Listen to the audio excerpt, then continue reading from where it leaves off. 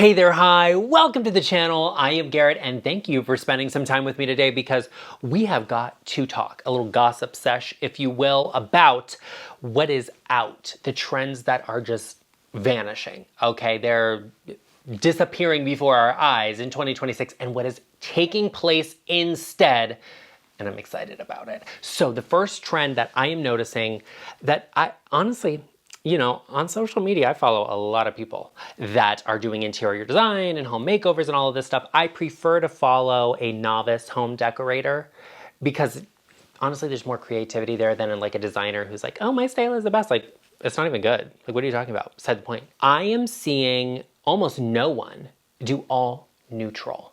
The beige fantasy is over. Honey, we're in the reality now. I am not seeing the oatmeal moms on my pages anymore. They're gone. Where did they go? I don't know. But, that fantasy is done. And I hate to be a person that's like, I don't even like oatmeal. Like maybe with some cinnamon on the top or something, but it's a little bland. You know what I mean? That's the whole point. It's giving like a loaf of bread energy. And I'm not here for that. What I am seeing instead are people using color. Now, we're not talking jewel tones. We're talking more like masculine, soft, moody, dark colors that are not so vibrantly saturated that they feel aggressive or overwhelming, but they feel relaxed and moody and vibe like. So think a traditional style rug with red tones in it that's deep and moody with brown leather. These sorts of things I am seeing so much more, and I think it's very interesting, and it's almost like a modernized take on the Ralph Lauren Christmas trend that we saw so much of, and I'm totally here for it. I like anything interesting, different. I hate being a person that is the same as everyone else. I think that's just boring. So when I see something a little different, I'm like, oh, okay, like this is giving the energy that I need to be given, and I'm excited about it. I am seeing so much more of this than I am of that same old beige everything. And honestly, I'm noticing the same thing with a lot of my clients. They are not coming to me asking for neutral spaces quite as much. Now, there's always a certain amount of neutralization you want to do. Neutrals are a great foundational piece. I love a neutral sofa because we can build off of that. And if we get tired of it, it's a lot easier to change a throw pillow than it is to buy a new sofa. So those are some of the things that are really good. Those big hero pieces getting neutrals in, totally I'm on board for it. But if you wanted to get an accent chair in a fun color or an interesting material, one of my clients just got one in a salmon pink. I can't.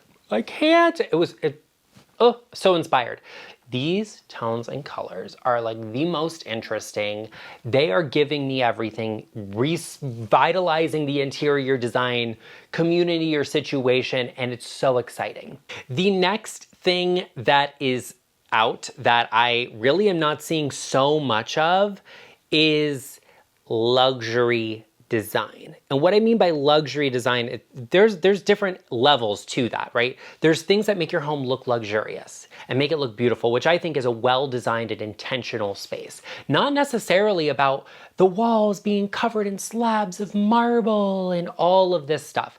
That's great. It's fantastic. If you're the person that has the budget to cover your whole house in slabs of stone and marble and rare exotic woods and this and the finest of everything, that's great. That is great, and I love that for you.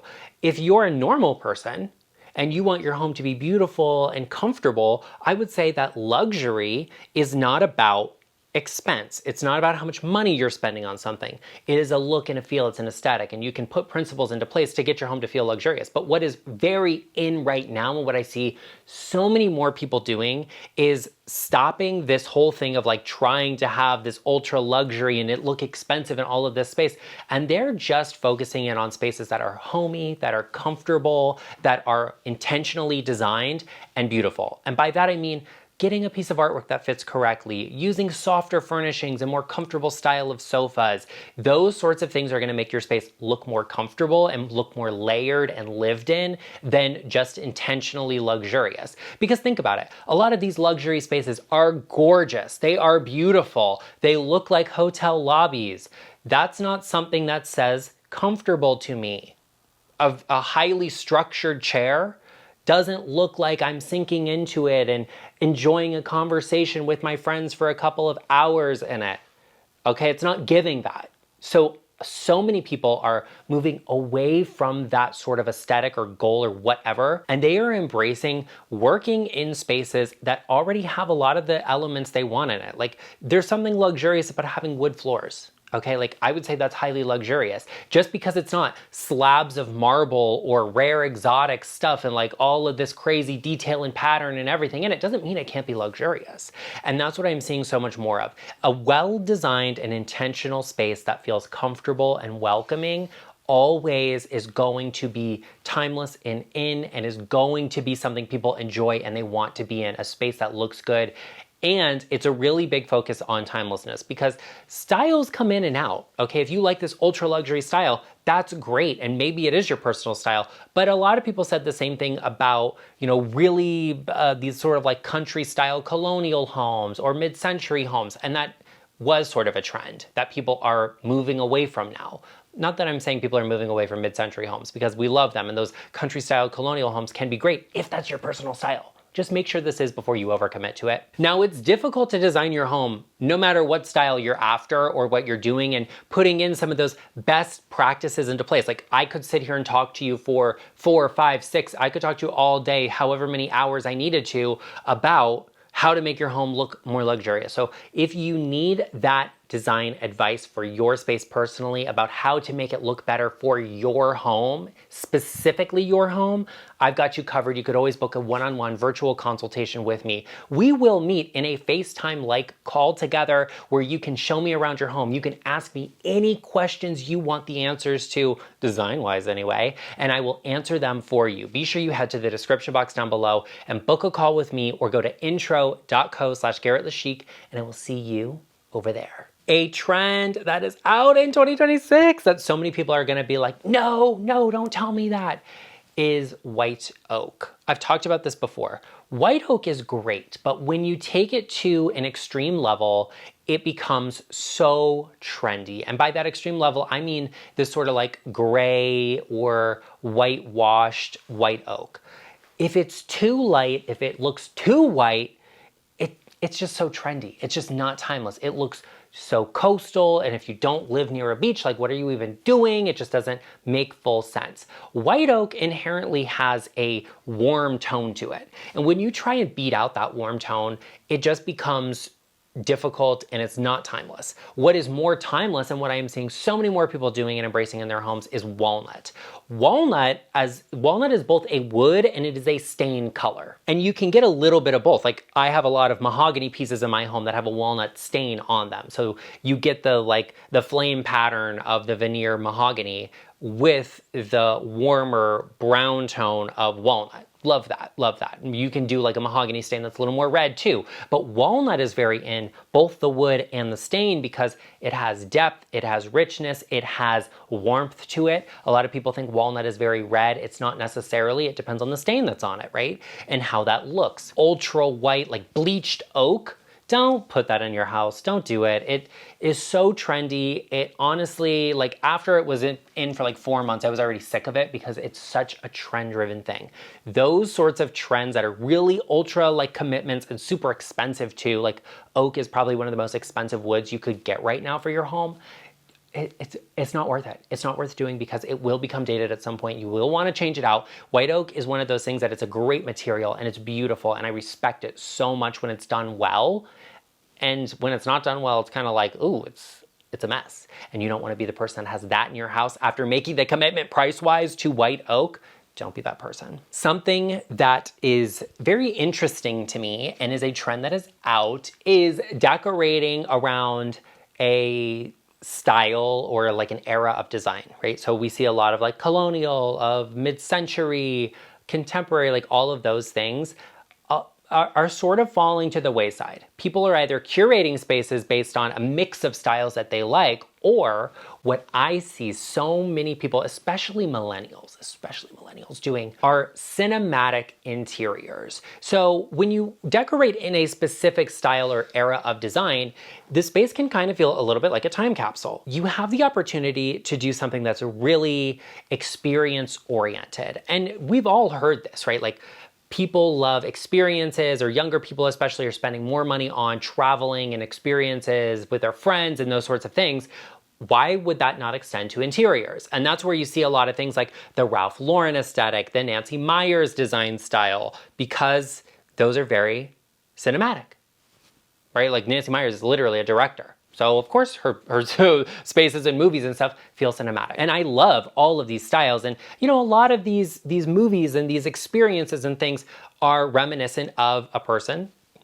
A lot of them are mine, like childhood. And I love that for us and for me and for you and for all of the people.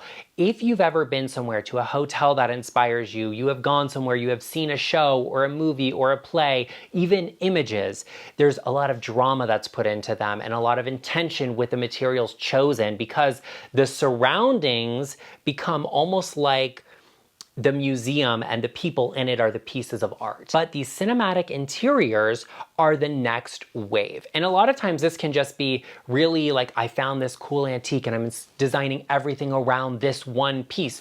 And it's a mix of modern, it's a mix of vintage and all of these things. That is so cool. Love cinematic design. It's about glamour, it's about experience.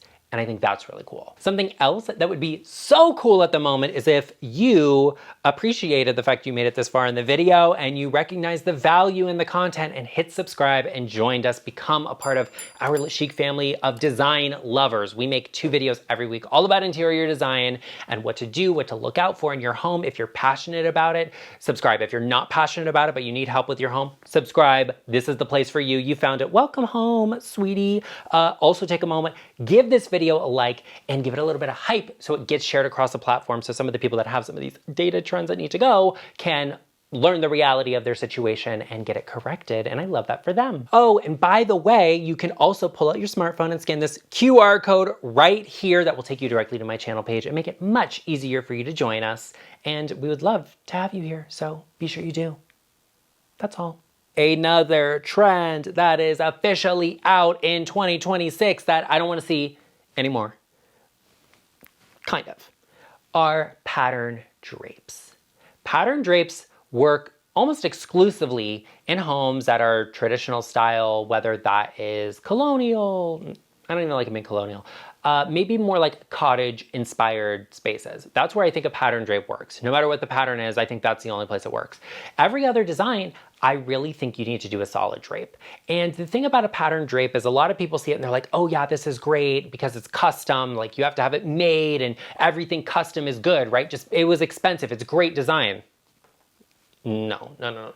Just because you spent more money on something doesn't inherently make it good or better, or, you know, better in terms of the design. For like 99% of my clients, I don't recommend pattern drapes because it's very hard to work with and you have to be very committed to it to stick with it long term, and most people are not, which is fine, but make sure you are thinking about that before you commit. You see online, you see listings and companies that offer all sorts of this and you think, well, I want to go with something and a designer would do a pattern, so I should do that too. I'm a designer. I don't have any pattern drapes in my house. I don't recommend that for you. Even for some of these cottage style spaces, I may do like a patterned cafe curtain, a patterned Roman blind, but the drapes themselves, I'm probably gonna go with a solid.